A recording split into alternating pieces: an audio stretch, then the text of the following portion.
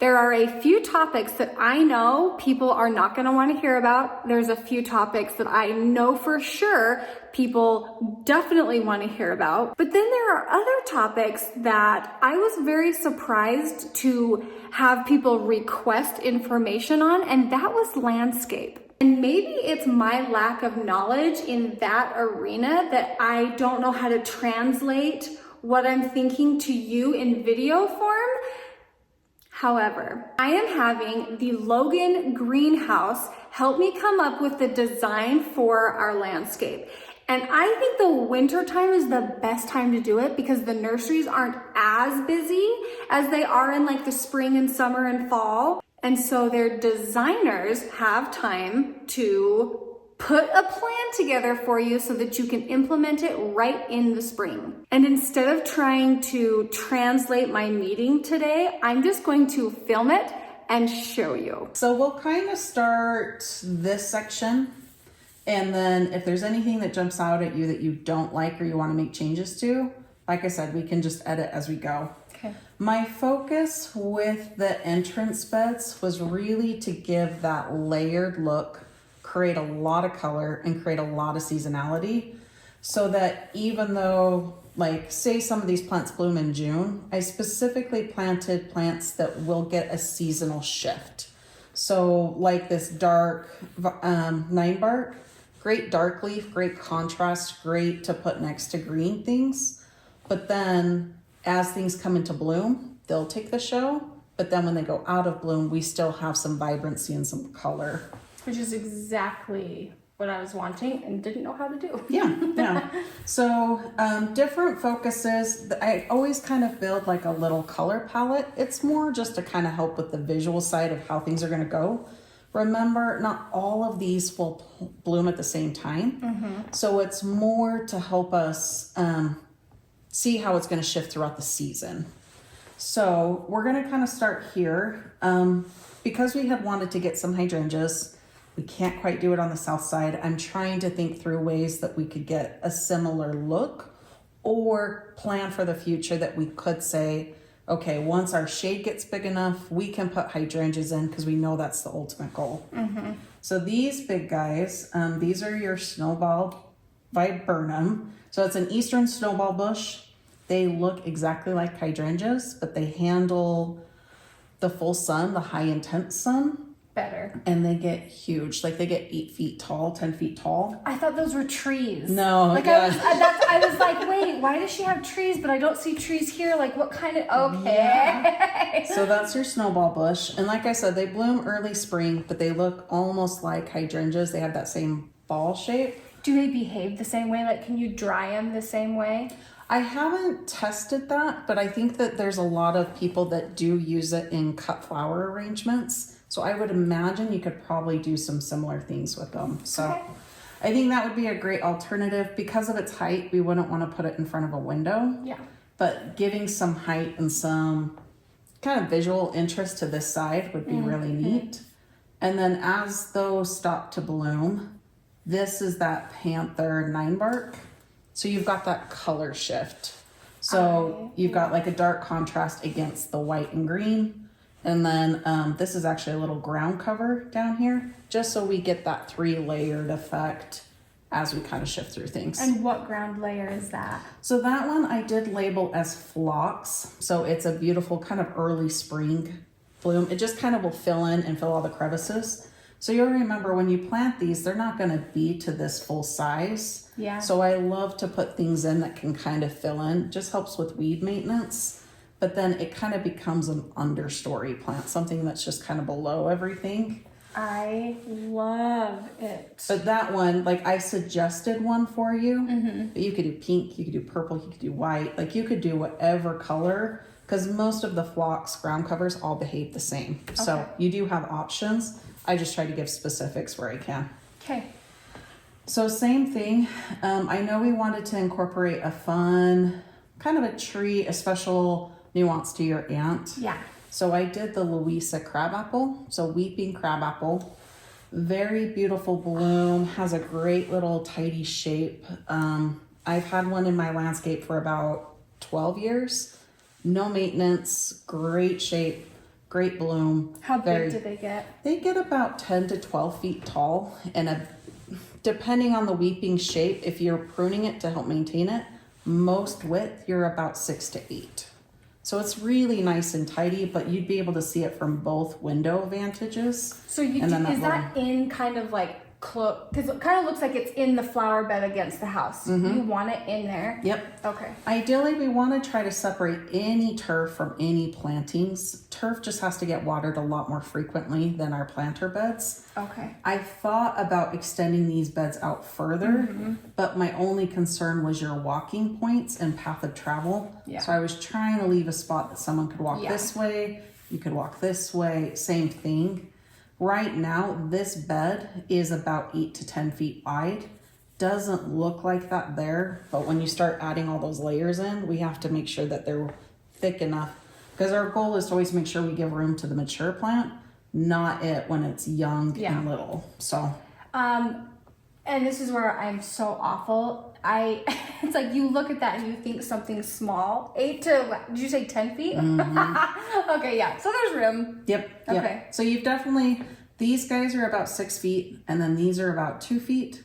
So you've got spacing. So when you plant them, the best way is to kind of take the center point and say, okay, I know this one gets 6 feet. I'm going to go 3 feet off my wall or 6 feet off my wall, and then place them.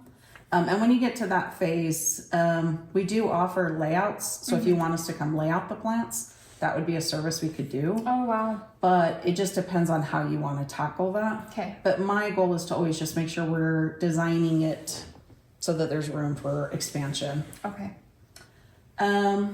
So these guys here, this is the same thing. This is not a true hydrangea, but it's a good one that kind of has that same umbel flower. Great fragrance. I always love fragrance next to walkways. Me too. And this one's called Spice Girl. Does have kind of like a spiced scent, and when it's in bloom it will have a scent, and then even the leaves kind of have a scent not in bloom. And then you also have a lilac here, just because I think anywhere where it's a high walking point, I love to incorporate as much fragrance as I can, especially if like entrance to the home, patios, any places, because you'll walk past it and you'll smell it, and it just takes it to another level. So that one is your Spice Girl Viburnum. There again, to give us height and structure. It will get tall enough that you'll see it through your window, but not high enough that we're doing big blocking. Does that make sense? That is that's exactly what I was wanting. Perfect. And was my next question that you answered. And that being said, so that gives us our structure even in the winter months, because we still have the branches and structures. Then I like to do a lot of perennials or lower flowering things. This is where we're going to get the color shifts. Is that you plant each year? They come back every year. Oh, so okay. I didn't plan in any annuals. That would be a spot that I just think they're just a lot of work and it's hard to put on paper. It's better to tuck those in as you're filling holes. Which I'm glad. Yep. I'm glad. That's what I would prefer. Yeah. So peonies, I did put in some peonies right here.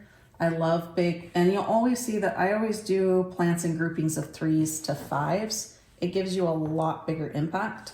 What happens is when we do just one, it'll get lost in everything else going on. So big impact, more units, you'll get a bigger color pop from it.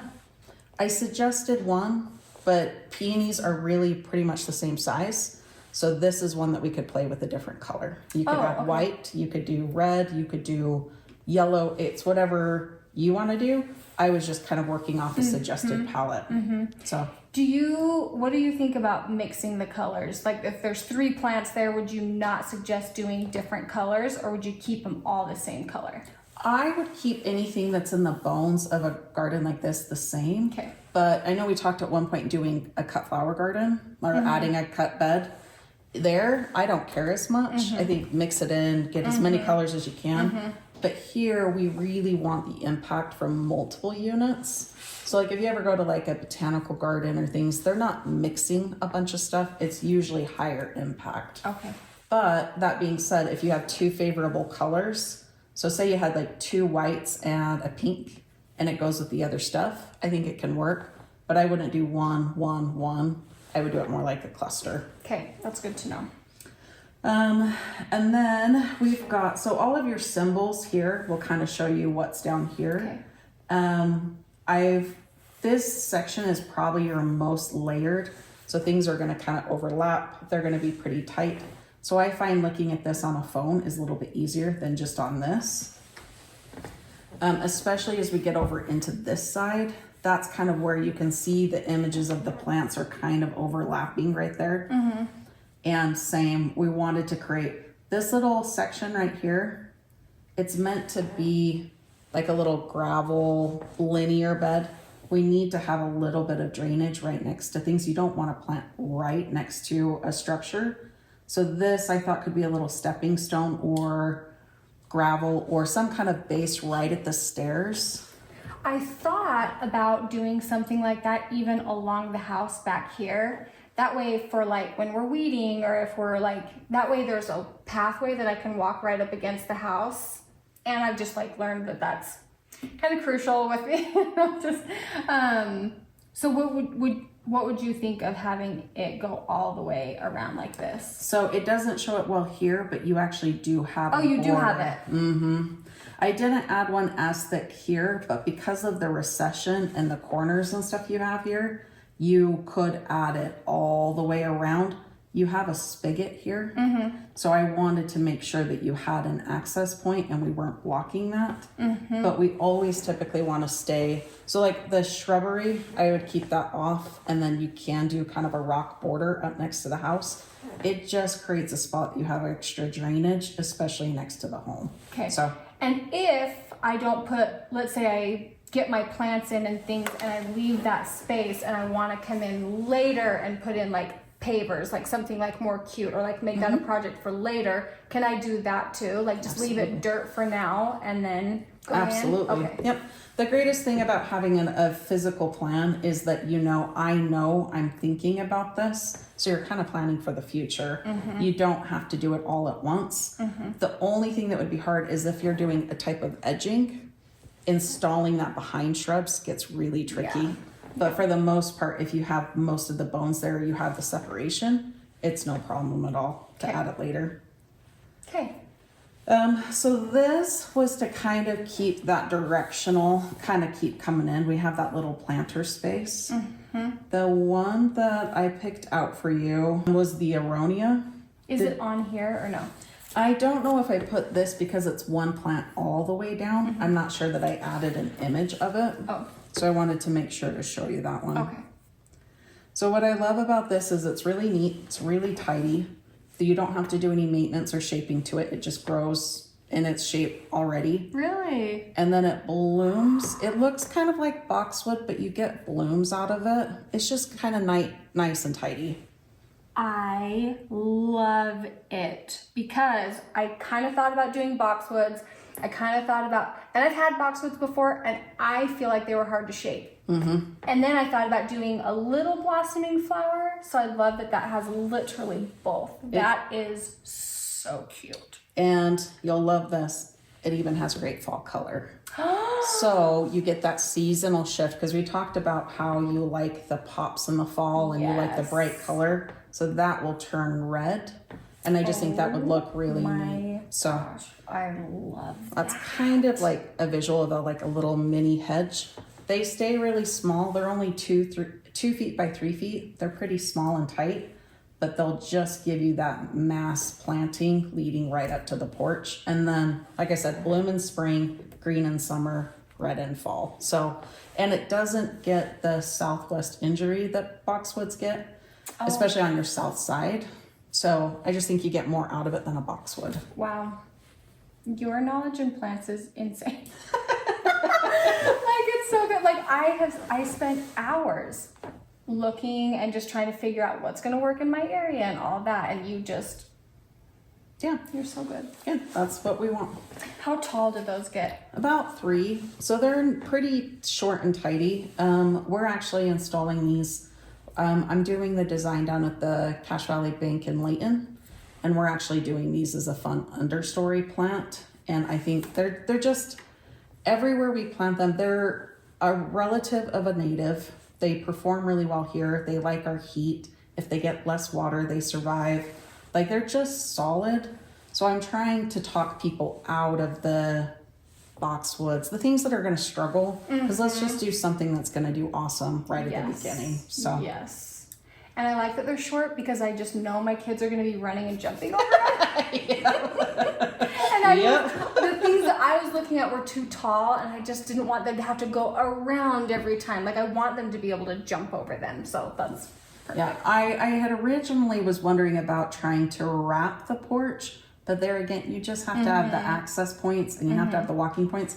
If we don't create the path of travel, kids, people, everyone will find it. So we have to keep that in mind. Yeah. Okay, so as we kind of shift over to here, your plant material on this side and this side are going to be similar. What I wanted to create was more of the vantage. So like right here from your kitchen window, the creating, have you ever heard of a multi-stem tree where it's like not one trunk, but there's multiple stems up and then the blooms and stuff sit up at top? So we get in a few different types of multi-stems, and this is one that I'm pretty excited about. So a magnolia. So it has these lower branches with multi-stems, but then it gets these beautiful blooms. So the thought is this will get a little bit taller. It will be right here at this corner, and then we'll have some lower plants down in front of it so that you get that pretty bloom from your window. But it's going to sit at this adjacent, so it's not going to block the whole view.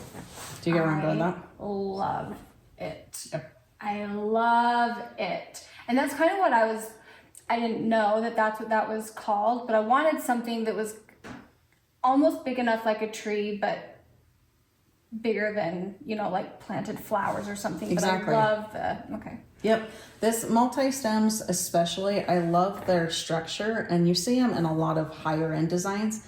I think people get a little intimidated about using them because Why? I don't know. Maybe because it's not a traditional tree. I don't know, but like the shrub, this is a multi-stem / shrub of magnolia. It gets about 8 to 10 feet tall and then about 6 feet wide. So it's not massive, but just that height and that structure and then the woodiness, it just creates a really cool, and I like this is seeing kind of like the woody look, stuff. like a tree above it, but then you'll have stuff underneath it. Like Does it just it have creates that. a thing kind of like that or no? It's going to be more wide, so you'll Okay. see it kind of like branch out. But with magnolias, and especially in Cache Valley, we have to be really choosy about the kind we do because not all are zoned for our area. Tinkerbell is a zone 5, which you can get it, like Cache Valley's kind of moved to a zone 5, but because it's protected, because it's up next to a house, because it gives it an even better chance because it's considered a microclimate. So you'll have great success. I have a magnolia in my backyard and I have for several years, and I did a multi-stem like this and I've been super thrilled. I've had 0 issue. So Do they have a tendency to break easy because they, you know what I mean? Because I just think of like the heavy snow and stuff, or are they kind of hardy? they're pretty hardy. So really the only maintenance you'd have to do is if you got 1 or 2 weak stems, just remove the weaker stems. But because they're really tight, they tend to not break like some of our big trees. So really it's just lower maintenance and then cleaning up what branches you don't want. But really that magnolia, I've had it in, like I said, probably 6 or 7 years. I've done almost no maintenance to it. So it really doesn't need much. I love the low maintenance on all the things. These, the tree. Yeah. I like that. I try to not put in the heavy, like I love roses personally, but like most people don't want the thorns. They don't want the maintenance. They don't want the pruning. Yeah. So I try to keep in mind what we can use that really doesn't require much in the way of fertilizer, much that like struggles in our soils, and really that doesn't need a bunch of pruning and shaping. So I did put in some boxwoods as kind of a lower plant through here. Like I said, they're prone to that southwest injury. So as our sun starts to set in the wintertime months, this is an area we would get potential burn.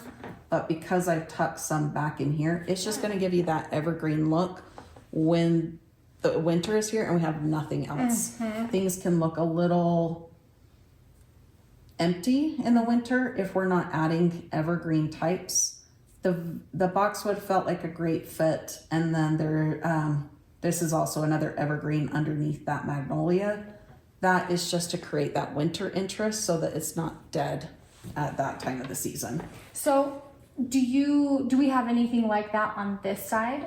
So we do have, like, this phlox kind of stays semi-evergreen, so you will see that. And then this is a white weeping spruce. This is going to be our tall interest.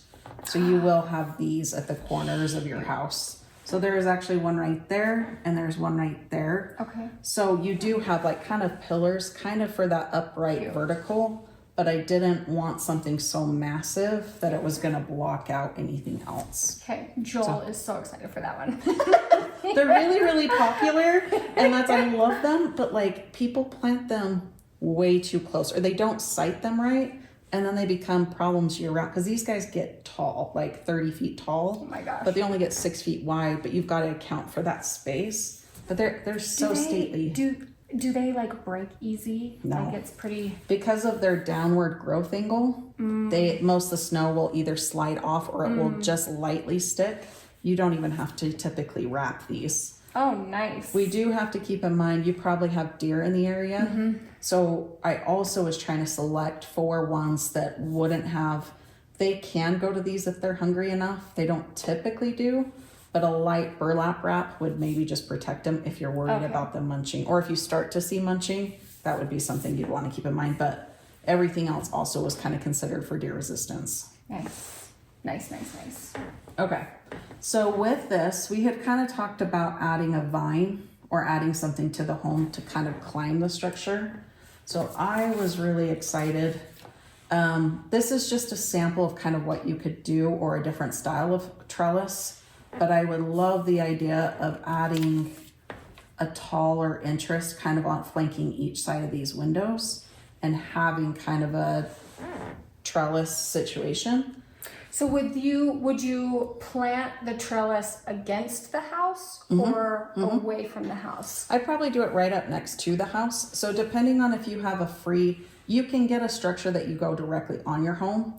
Clematis I specifically chose because it won't do damage to your house. It likes to sit on the grate, but it doesn't like to attach to the house? Exactly. Okay. So as long as you have a trellis system, it's happy.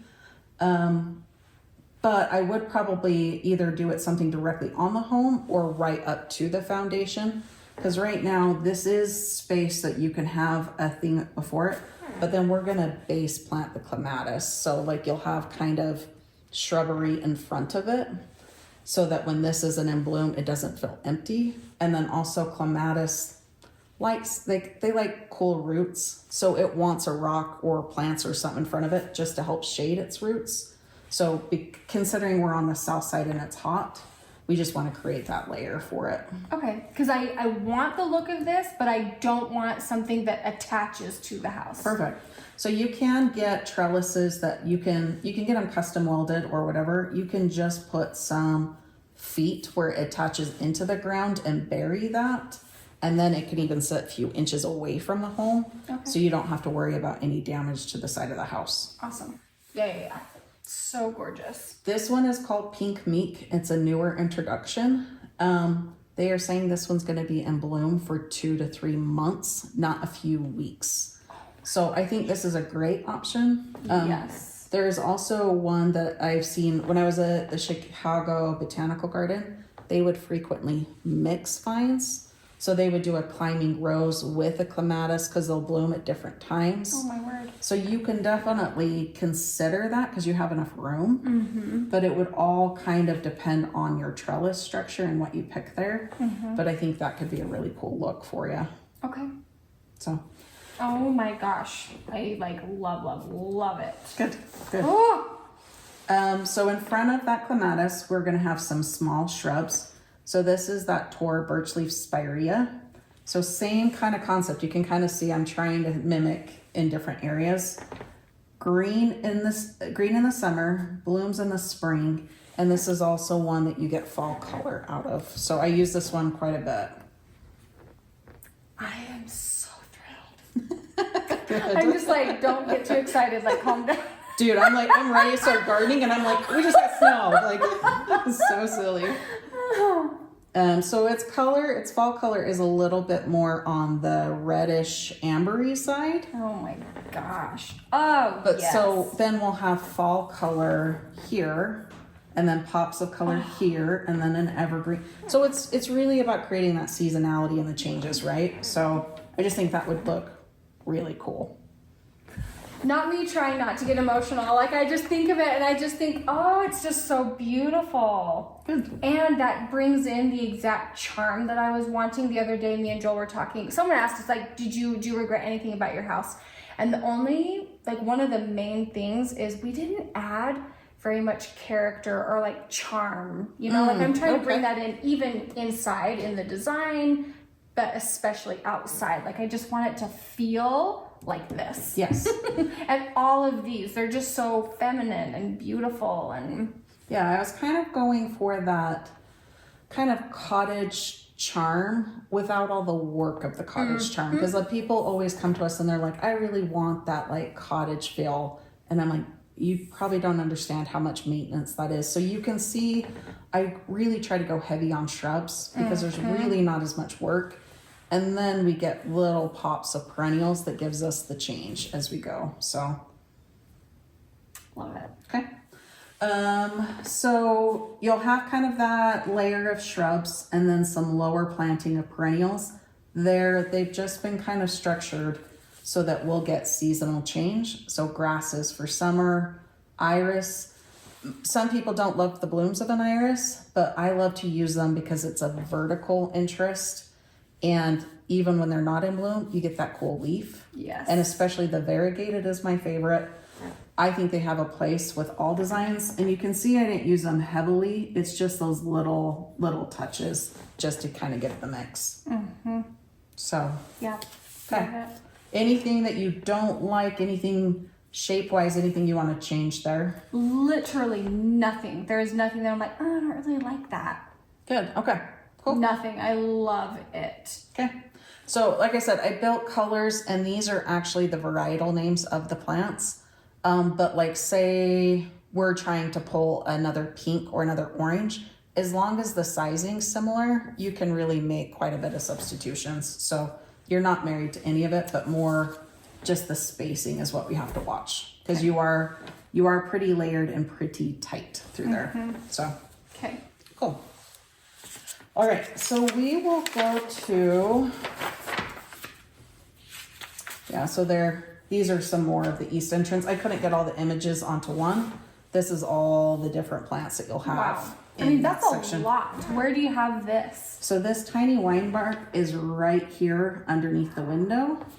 This one only gets 3 feet tall, so it's really tight. But what I wanted was the dark leaf color to match the panther from the other side. You remember us talking about the panther that is over here?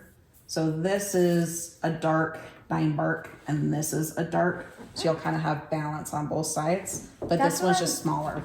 That's what I was thinking, is I thought, so as you've been explaining, I'm like, okay, I like the symmetry of the two green, and then like the, the green. I love the dark bark on each side, because that's what I wondered. I thought, oh, it's not the same on each side, but I love that. I try not to get matchy, but I want it to feel intentional and balanced. So if we have dark here, I'm going to use it somewhere else here. The pattern can kind of change as we move away from sections, but especially like if someone was standing right here, you want to feel balanced in your colors and forms on both sides. So. And I think this window is lower It than is. it is. Okay. Yep. When I take all those photos, I go back and I reference them, and I'm like, that one's short. Like I can't go with the same viburnum because I'd cover it too much. So we went to a shorter plant. And then there is some perennials. See how tight those are going to be? The long-term plan is if those perennials don't, like if spacing gets too tight, these can grow big enough that it can replace those. And then that could just be another perennial. But this one, it's called Agastaki or hyssop. It's very, very fragrant, and hummingbirds love it. It's really cute. It's really tight and little. So as those grow to, it will still maintain its shape next to this guy. I love hummingbirds too. They're a lot of fun. And we get them around here. We see them all the time. I bet with the water and all the like native stuff you guys have, I bet you do. A lot of the plants I did pick are pollinator friendly. Good. Magnus brings in butterflies. It's an echinacea. Penstemon brings in bumblebees. But like I said, these only bloom, perennials typically bloom 3 weeks. So we want to have a change. This one lasts a long time. You've got another lilac there. So like there's always going to be something coming on and changing as you're out there. Oh my gosh. Cool. Oh yeah. Okay. So I'm going to talk about the trees. So I know when we met, we kind of talked about like kind of creating that like colonnade, street lined cherry tree. This was kind of inspiration for it, was like the upper story of the trees with then a line of plants that kind of lead to it. Because when the trees aren't in bloom, what are we kind of looking at? I feel like these lower plants are kind of optional, but I more wanted to kind of show you and talk through the ideas.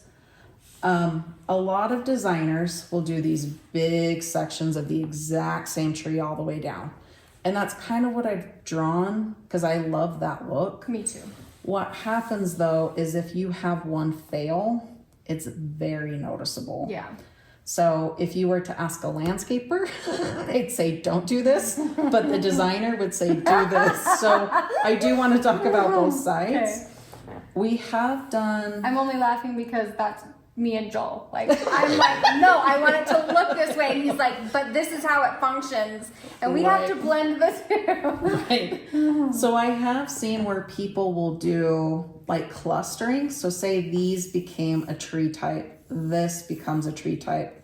This becomes a tree type. So you get that like rotational, but I don't think it ultimately gives you that colonnade vibe that you're going for. But I just want to be honest that that has happened and it does happen. So you guys can kind of decide if that's the right fit or not. I went with the Spring Wonder cherry tree. I'm interested to hear why, because I've looked at so many different cherry trees, so. Yes. I love the vase shape. So vase meaning that they're going to kind of go upwards. Full maturity, I did try to make sure we're not impacting the driveway because I don't want branches to come over and you have to maintain that as far as that. I liked Spring Wonder because it's got that true vase shape. Its size is 15 wide. It's got a great bloom, but it's also one of the hardiest.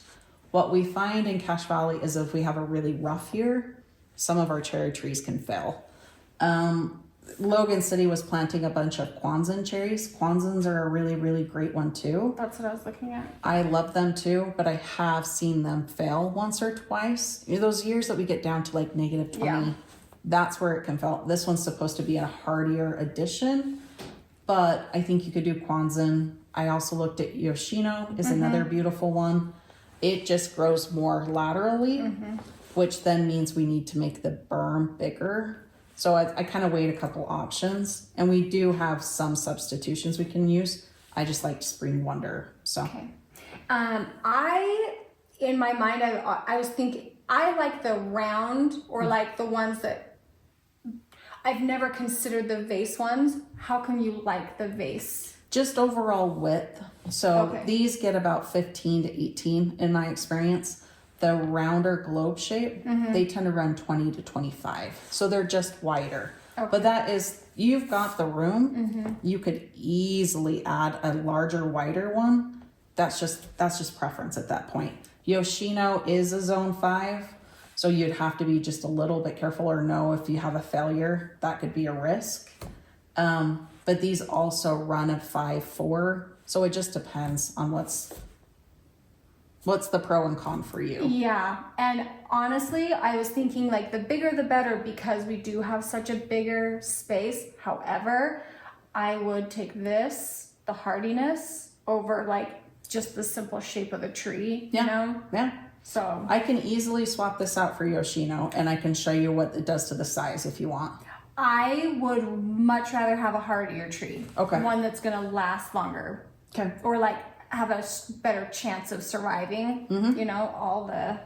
It's kind of the newer introductions. So like some of the trees are starting to get older, like spring snow crabapple is 20-30-year-old tree. We just get newer and better introductions.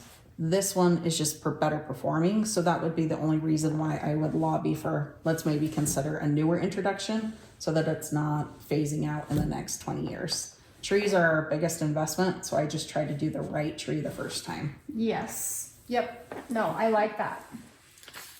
So I did kind of create that kind of street-lined look, but I thought we wanted to maybe soften around our corners, and so we can talk about these sections too.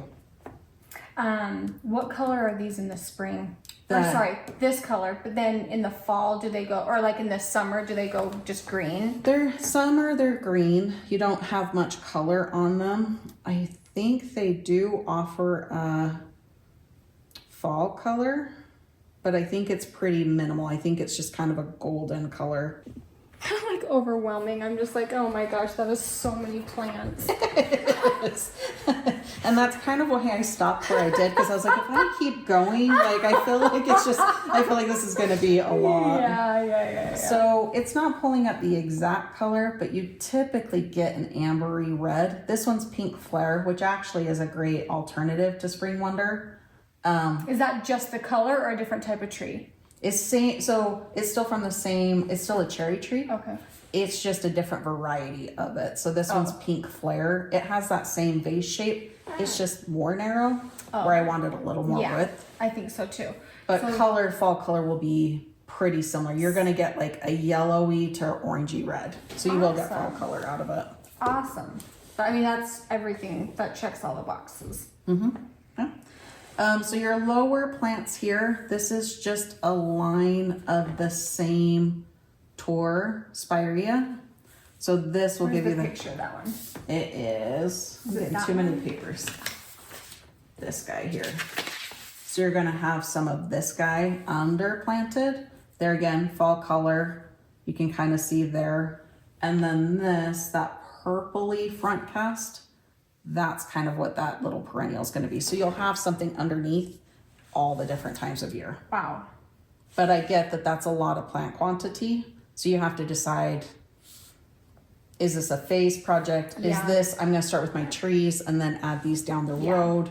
But I think getting that mass would be really, really stately. Yeah, it's definitely the ultimate goal. I want to prioritize the trees and then like maybe next, like the following year, go in and do like, that could be like a full project. Exactly. And that's typically how we'll do our phase projects. My first and always is always trees. Yeah. Trees first because of the age and the time it takes to get them big. Yeah. Then shrubs, then perennials. Like that's kind of your work down from there. Okay. But because you kind of know where they're at on the plan, you can start to do this over time. You had mentioned your alliums and your globe masters. This globe master gets about 4 feet tall. They're really big. I thought a little back planting of them would be fun, and that's something you could just add bulbs as you get them. Yeah. And then on this back side, some shrubs. So this is kind of your globe master. You'll be front planted with the catmint. That's this purple plant here. Okay. Then you've got your Tor spirea. So that will be your next layer up. Because remember, we're trying to create that layer. This is about 2 feet, 3 feet, and then your globe masters get 4. And then you'll have back shrubs. And that's just more to fill in and kind of beautify. I focused on, this is a relative of our native, the ivory halo dogwood. So those just don't need much work, much maintenance, much help. And then same, a lilac, just for that purpley cast in the back. Where do you have the lilacs? So you've got lilacs are this dotted ones, and this is your dogwood. So there'll be little rotating clusters as you go down. I cannot believe how much I love it. Because when I looked at this at first, I was just like, I don't know what I'm looking at. Right. But as you explain, Yeah. So that kind of will show all the pictures here. I did put some really tall grasses up front. I love grasses because of the fall movement and the long season of interest. They're usually showy by July, August, and then they can stay as long as you want them. Do you cut them down in the fall? You can. Yep. Some people, like a lot of landscapers, will cut down in the fall. I like to leave them for the winter because I like that movement and the shifting. But as they get snow on them, they can kind of like bend down. Yeah. Doesn't hurt them, but it just doesn't look as pretty. So it just is preference at that point. So do you personally cut them super late into the fall? Like almost like on a, like the weeks we have? Yeah. Yeah, exactly. Okay. This is like, I will do all my other stuff and then this happens very, very last or when I get to it, just because where we had such a long year this year, they could have stayed pretty forever. And I saw a lot of landscapers cutting them down in August and I'm like, you've missed the whole point. So I think they're good to leave as long as you can. Okay. All of these is just a chop and drop. So catmint, you don't do any kind of maintenance to. You don't have to maintain it. You don't have to groom it. If you prune it after it's done blooming in the spring, it will bloom again in the fall. Oh. But it's not necessary. Okay. So it's just a preference. Okay. Same thing, you can just chop these when they're done. The shrubs and everything else won't need maintenance. So. Do you chop these at the base? So you just will cut the flower stems off. After they bloom? Yeah. I typically leave them longer. I've actually seen at several different facilities, they'll actually come through and spray paint them to keep the color longer because they'll dry. They'll dry beautifully. I have them in my vase up here. And that's why I was like, I'm planting these because they lasted for months. Right. Just dried in my vase. So if you leave them in your landscape, they will just kind of go that tannish brown dried. Or like I've said, like people have came in and they've like touched them up with paint. I've never done that because that takes too much time and effort. Yeah. So then you can just cut off the stem right at the base. The leaves are good to leave because that regenerates it for next year. But because it's hidden behind other things, it's kind of when you can get to it. And does it encourage blooms by cutting them? Yeah. The following year? Yeah. So anytime like it's done blooming, you're just recharging the plant because the plant's trying to pull all the nutrients back into the plant once it's done. If you chop them, it just speeds that process. So it just will make it so it's putting all of its energy into growing new leaves or setting nutrients for the bulb or other things. So that's why deadheading can be good. Yeah. This is kind of a unique plant. It's a daylily. It's kind of pretty when it's used in small pieces. I picked this color just because I thought it'd be kind of fun. Pop. You have very little of it, but it's just right here by the drive. It's that little pink plant. So it's just to create, like if someone's walking by or you're walking out here to hang out with your kid, it's just meant to be a fun little surprise. I like putting those in little touches. Gorgeous. In a place that you're going to see it. All throughout here, you won't see it because it would be so minimal. Yeah. So, okay. So you just have it on this one side, right here. Yep.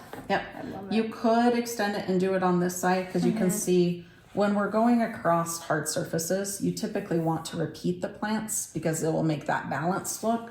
So you can see like I've got plants here, but it also flows to this side. But sometimes it's okay to just do one concentrated fun little area. It's kind of like when you're hiking the mountains and you find a little cluster of wildflowers. It's basically to represent that. And when you're driving, you never look over here. You're always looking over this way. Right. Yep. So really here it's pretty minimal, but more for ground coverage and facilities. But then like here you can see I did that cluster of the plants heavier here because people are going to drive in and stop. And then when they walk into your home, they're also going to visually see that more than they're going to see this. So. Wow. Love, love, love. Ground covers. Use as many ground covers as you can. It just helps with weed maintenance. So this phlox we have here.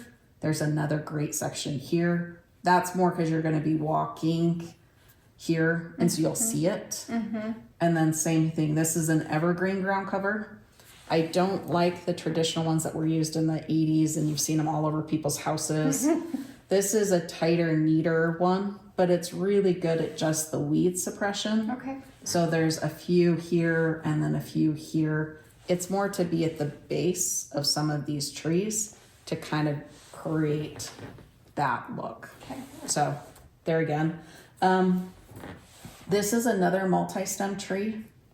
So our red buds, you've got your spring wonder cherries, but then when we get down to this section, I wanted to create kind of another pocket of interest. So when these aren't blooming, we've got another close season.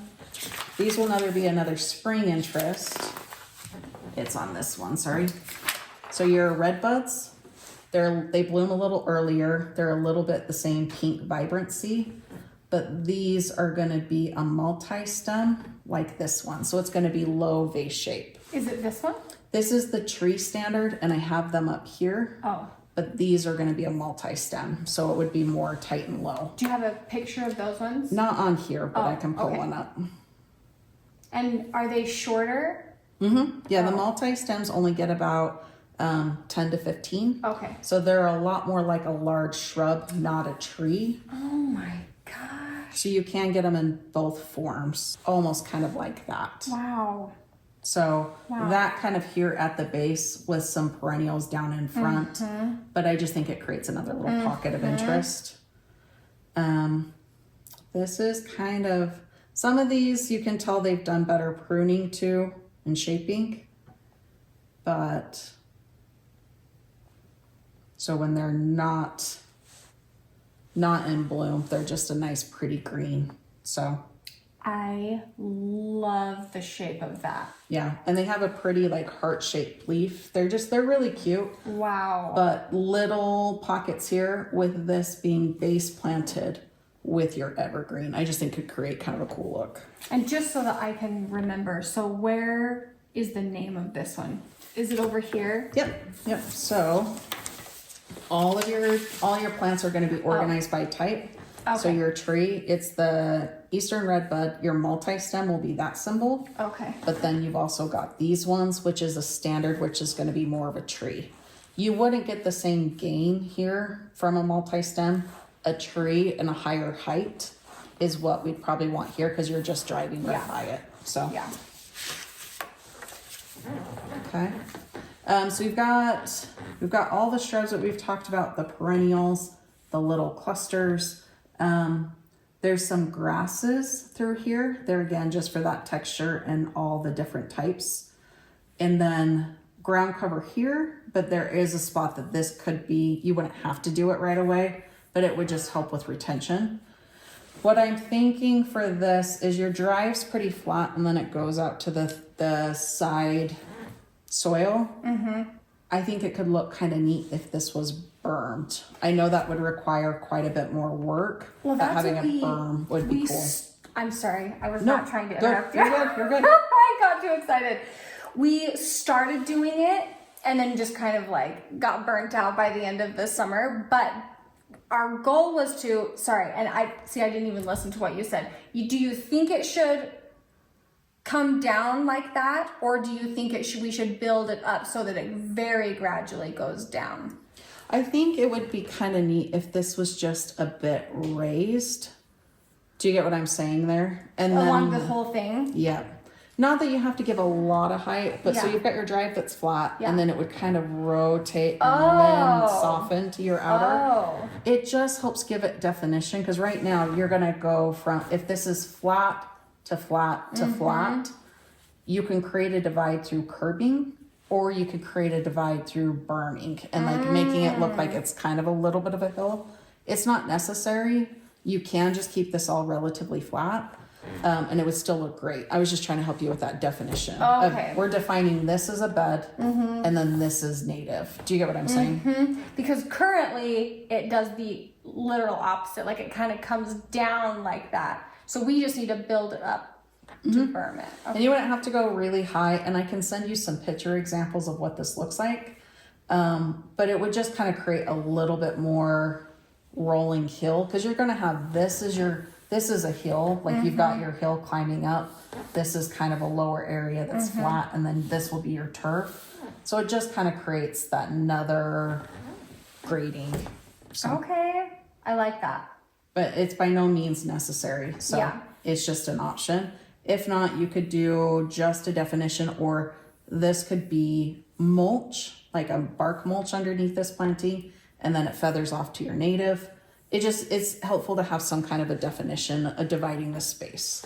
So if we berm it up a little bit and have it come down, what do you use as the base in there? Just dirt? Yeah. Okay. So you just will use like a topsoil will kind of be what you fill the berm tile with. I always like to amend planting areas with a little bit of compost. Miller's has a great product called Soil Prep. So you can mix that in where your planting is, but you wouldn't want to use that anywhere that you're not planting in. Perfect. So you can just use topsoil, hillside to kind of layer that, and then you'll put the better soil in your planting area. And we have so much topsoil. So we just need to just...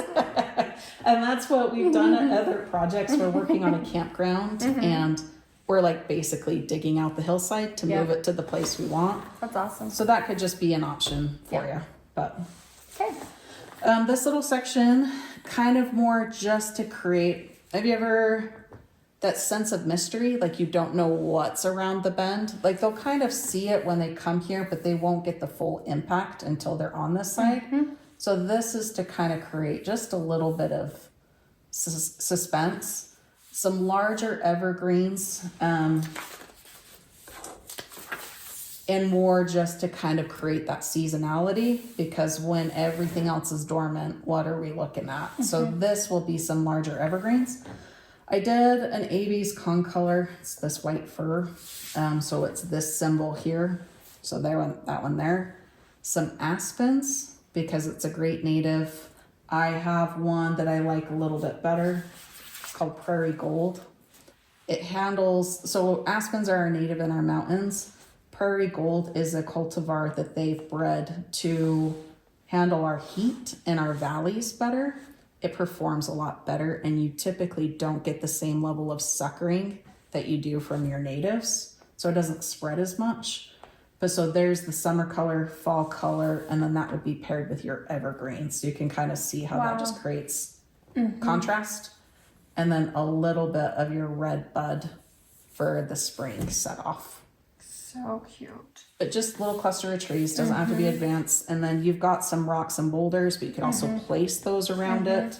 It's really just meant to be more like a native mountainous state. So Yeah, that's exactly what I knew I wanted something like that. I just wasn't sure placement, like where to put that. Yeah, so I kind of imagine this kind of as your road starts to kind of curve and bend, that these almost get planted kind of at the low spot of that bend, because some of these will get 30, 40 feet tall. So you'll get a good, you've got 10 feet between the lowest part of the berm to the road, and then you've got still a nice height after that.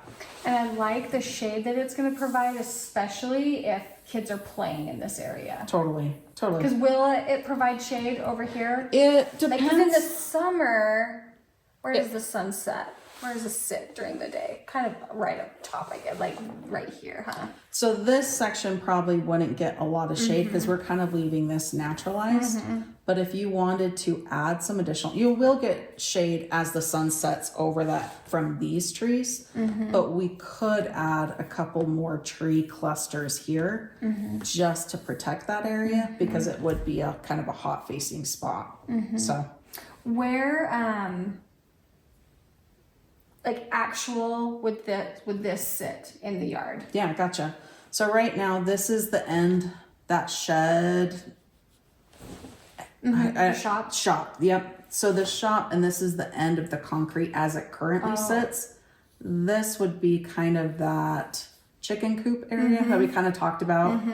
This, we ideally want about 30 feet to irrigate it properly. So right now this is about 30 feet off of that concrete. Does that show that anywhere? So there is a about 30 feet? tiny measurement, and I can actually pull any measurements too. Okay. I can turn them on and off, but that's ideally how much space we want from that. But Yeah, that's good to know. I can turn that on. Yeah. So you've got that marked. But so then it just kind of I was trying to connect this bed to a grassy area, but not give you a significant amount of turf. But we want to make sure that it's designed that irrigation's easy. Yeah, and this is about where the sprinklers end anyway. Perfect. And I don't have those exact, so these can usually be massaged when you're installing, but it's more just to create that defined section of where that goes. Do you want any tree suggestions? Is that something you want to do, or do you want to leave that pretty open as you go up the hillside? No, I would love, because if that's where we're going to be, you know, the kids playing in the summer and stuff, I think it's really important to have some shade. Absolutely. And I think this is like so fun here, but I think we need just a little something here. Perfect. How are you? Good, how are you? I'm so good. And I wondered about shading for here. Like Okay, I feel like we definitely need something around right here just to give them some natural shade. You got it. So typically for areas like this, and especially if it's kind of used for like a chicken coop or pets, I do a pretty hardy tree, but something that's going to get bigger and wider. Yeah. Just so you get coverage as fast as you can. Yep. Cool. Yep. And I feel like, or do you feel the same with right here? Like you Yes. want, okay. Yep. So I find like honey locusts are a really great option because they get that width and they've got that filtered shade. So things still perform well underneath them. I really like them. I even like big oaks. Oaks are beautiful, and they're really fun to have in. Joel would love that. There's quite a few suggestions. Maples, I do like maples, but there again, they can be kind of spotty on performance here. I wouldn't do like an autumn blaze or anything that's susceptible to iron chlorosis, but we can also repeat some of this down here, which would also be pretty. I just typically like keeping evergreens a little further away just because they're great for like the winter interest, but then you do want sun in the fall, winter, spring, you know what I mean? So I typically don't have them in. Do these ones drop needles heavily? So these two won't. They typically hold them a little bit, but that's also why I put it on an area, because it will help suppress a lot of weeds because of the higher shade. And you'll get leaf drop. And so it's just kind of like you're letting that section kind of naturalize. Yep. Okay. But I wouldn't put something like this maybe here, Okay. because then it would require cleanup. This is ideal. There's literally nothing that I'm like, eh. But you definitely can. Oh, I'll tell you, but I don't feel that way. There's nothing, but I'm like, I need to talk to my mom about that. Yeah. I did kind of feel like you and we kind of like got each other the first meeting, and you just kind of sensed that right away. So. That's what I told Gus. I was like, I don't know how. I was like, but she knew exactly what I was going for. This is to the T what I was going for. And that's phenomenal. That's great. That's good. So here again, we're going to kind of repeat this swatch kind of over here, just to give you a little bit of privacy, just to kind of create some blockage from neighbors and interest. When these aren't blooming, we've kind of got something else on this backside. So a couple taller evergreens, another evergreen, and then these are just more aspens. I love nodding to our natural and just little clusters of aspens. Just kind of create that kind of softness. And I love the yellow. Yeah, I do too. Oh, You can't beat that pretty. fall No. color. When we were working up at Mean Creek, I was up in Immigration Canyon a lot, and it was so stunning driving home, and the evergreens with that bright gold of the aspens. I was just like, this should be everywhere. And that's kind of what leads me to like put a lot of this stuff in. I'm just like, we need more of that contrast. So I did pick out a weeping willow for you, and I did like it in this placement there again, just because I think this is kind of, it's your design like going down into the landscape. They have a tendency to break limbs, so we want it in an area that it's not as high, and this is just a nice placement for it. This one I like, it's called Prairie Cascade. Better in terms of breakage and strength, but still on the willow side, and you get that cool fall color out of it too. So it's a light golden color, which kind of goes with everything else we've got going on. So I thought that would be a nice fit for you. The placement is so perfect because I feel like we're gonna use the front yard a lot, and when people like, this will give the best evening shade. Yes. Oh, that is going to be such a great area. I think creating pockets like that is really important because I think if you don't create it, people just won't go to it. I could even lobby to, we talked about making a long-term goal for hydrangeas, right? And maybe adding hydrangeas. We even have the potential to add another honey locust here, because then this could potentially help shade things down the road. Do you get where I'm going with that? Yeah. And then you can add a bed of hydrangeas, or if you're getting shade here, these plants could be replaced with hydrangeas. Landscapes aren't forever. People think that I'm going to do this once and it's not. It's just like interiors. We have to continually update. So say these start to get mature, they start to get big, then we can change this to hydrangeas and have that look we're going for. I just get nervous putting them too close, because then you're kind of breaking the visual of the drive coming down to the house, unless you raise the branch line and you go a little bit higher and it's up above. But I just think it changes the look from what you were desiring. But if we did something here or a couple honey locusts, then you could potentially add in another little bed with hydrangeas below. Oh my gosh. So you do have options, but it just gets hard if you put in the turf. Then it means removing turf. It means adjusting sprinklers. Yeah. So it just depends on your end goal. I love the idea of putting a honey locust here. I feel like it might be a little much to have a couple. But I love the idea of having a honey locust right here. So we can add that. So I'll throw that in, and then you can see the scale of it, of what it's going to take up. Because I picture just like having that's where you, go put the, the table out by the, under the tree or whatever. Yep. So I purposely tried to design that the turf line, these trees would be outside of the turf line, so this can be drip irrigated. Willows can handle more water, so if this is watered with your grass, it won't harm it. Does that make sense? So the honey locust would be getting more water unless you create a dividing bed underneath it, and then you can stub over drip irrigation to it. It just makes the sprinkler work around here for your turf. It just changes your shape a little. So it just depends on your goal. Does it matter if it's overwatered? Honey locusts I've seen do really, really well in turf. A lot of the cities just water with the turf, and they've all done really well. Some trees are adaptable. I would say honey locust and willow are. Aspens tend to get a lot of fungal issues if they're overwatered. So that's why I just think we could do a honey locust, but I probably wouldn't do something else. Okay. I love the idea of having these two trees, because these two trees watered in with the turf, because these require more water, right? They do. Okay. Yep. And I did know that. So I love that that's in the turf.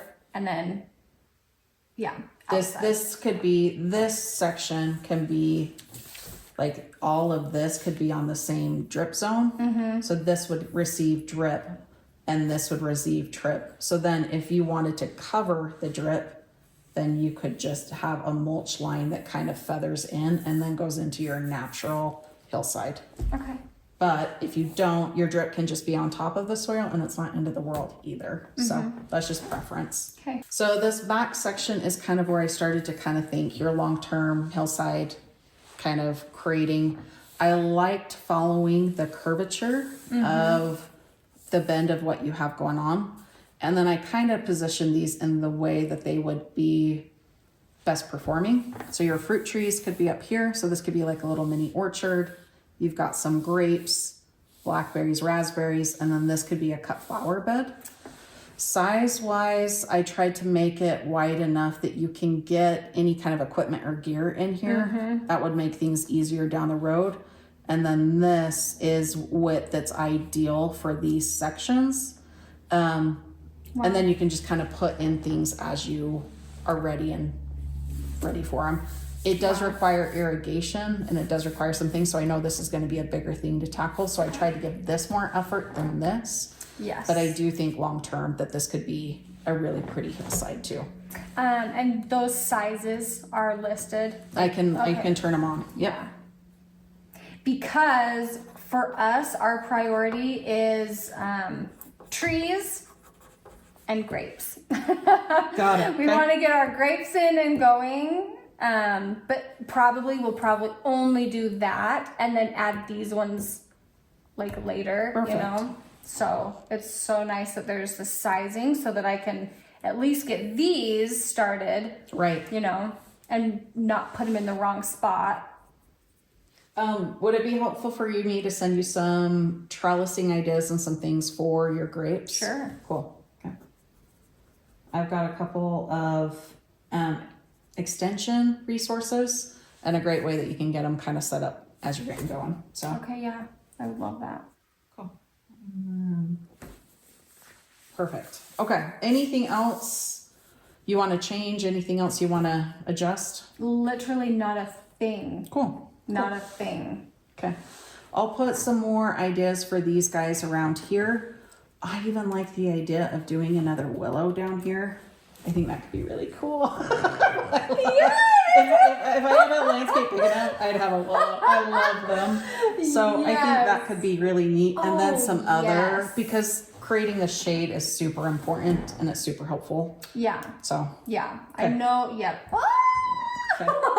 Yes, like that's the perfect location for it. I think that'd be cool. I like them kind of off to the side just because they get so massive. But I just think that would also help create that balance, and that gives me some direction.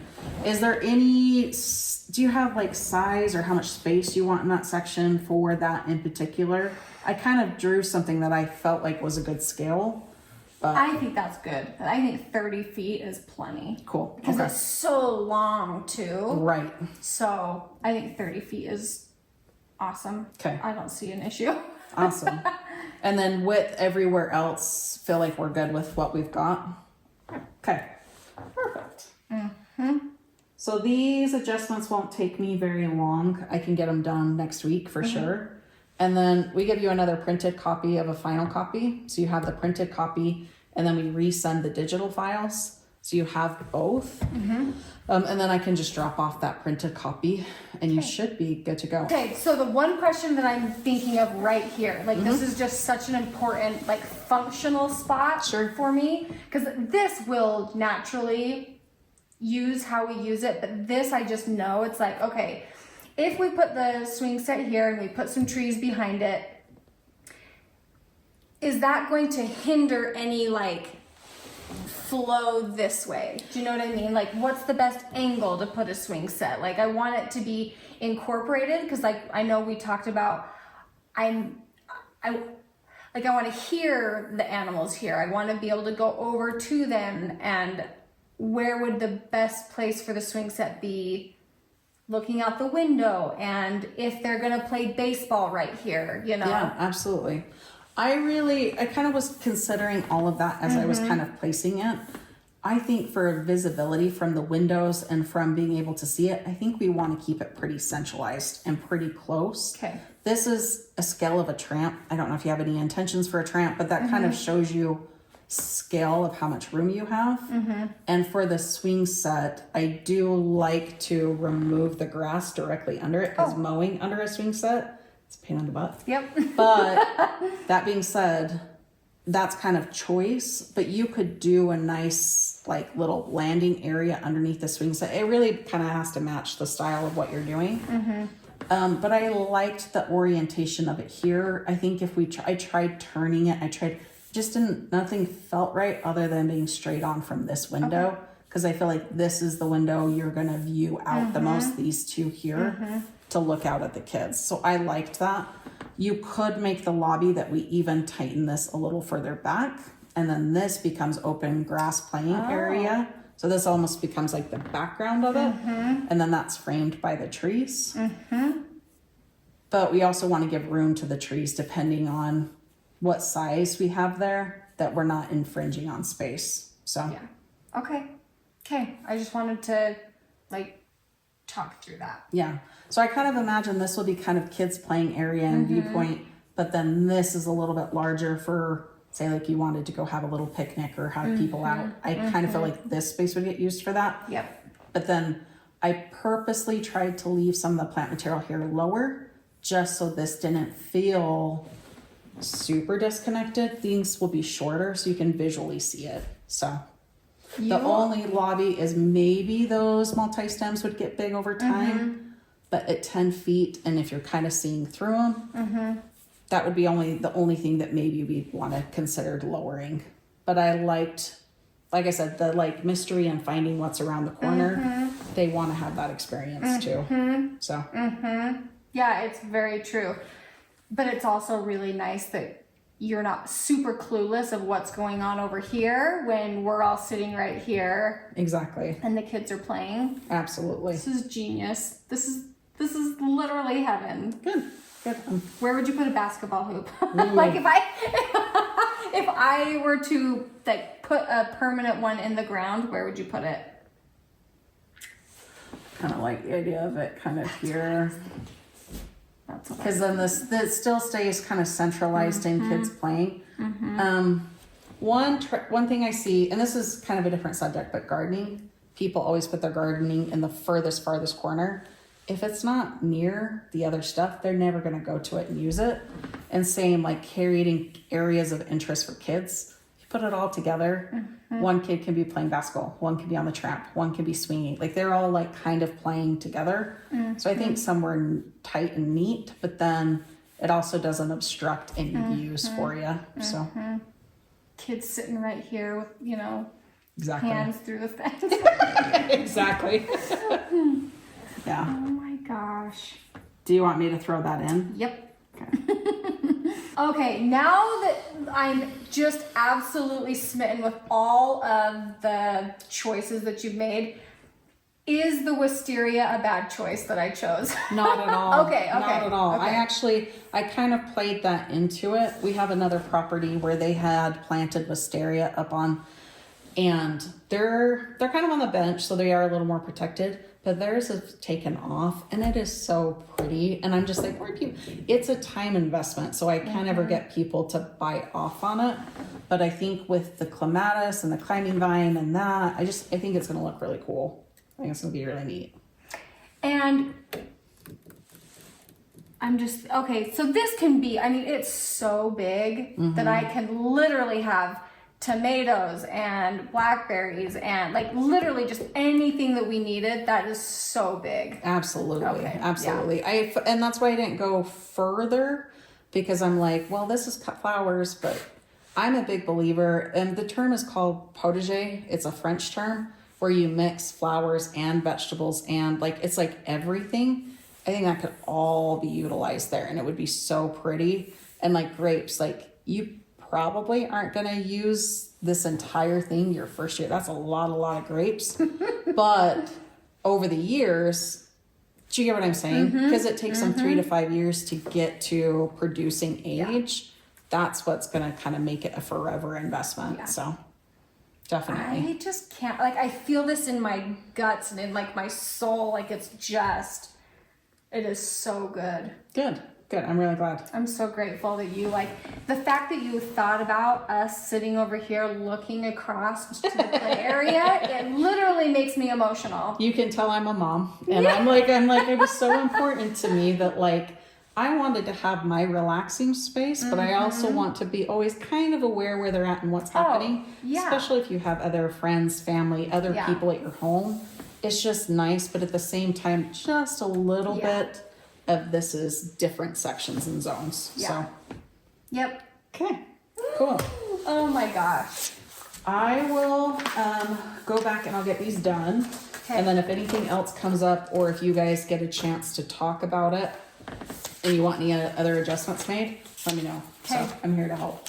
Thank you for letting me film it, because I'm literally going to make my husband watch it. Like, and he'll love it. He will be engaged the whole time. That's great. Okay. I don't know if that was... It has to be as entertaining for you as it is for me. Obviously, I have more of an investment because it's like my space. Tell me that was not so fun to watch. I just feel like I just have this like burning in my gut that I'm just like, oh my gosh, I can't even express to you. This was a spiritual awakening for me. If that's what it feels like. I gotta go talk to Jill. So that was Lisa. Lisa is an extraordinarily talented plant knowledge lover, designer. I think she's an engineer of plants is what I thought I heard her say. Regardless, she's an extremely talented woman that came out in the fall, took pictures, we discussed what I wanted, and then she came back to me with this plan. Gus is the owner of the Logan greenhouse. He also owns Blue Collar Landscape. So if I wanted, I could have him input everything. Like he could take this plan and plant it all basically. Joel and I are going to be doing the planting, but we may use them for a few things. We'll see. I'm going to have all of Gus's information for the greenhouse and his landscape company in the description for you, because when I tell you this is he and his businesses are hidden gems here in the valley, and not so hidden. They're like very well known. New to me, they're hidden gems for me. Wow, that sun you can see just came out from behind the clouds and is blinding. I'm hiding behind this little pillar. Anyway, thank you guys so much for watching, and we'll see you guys in my next video. Bye guys.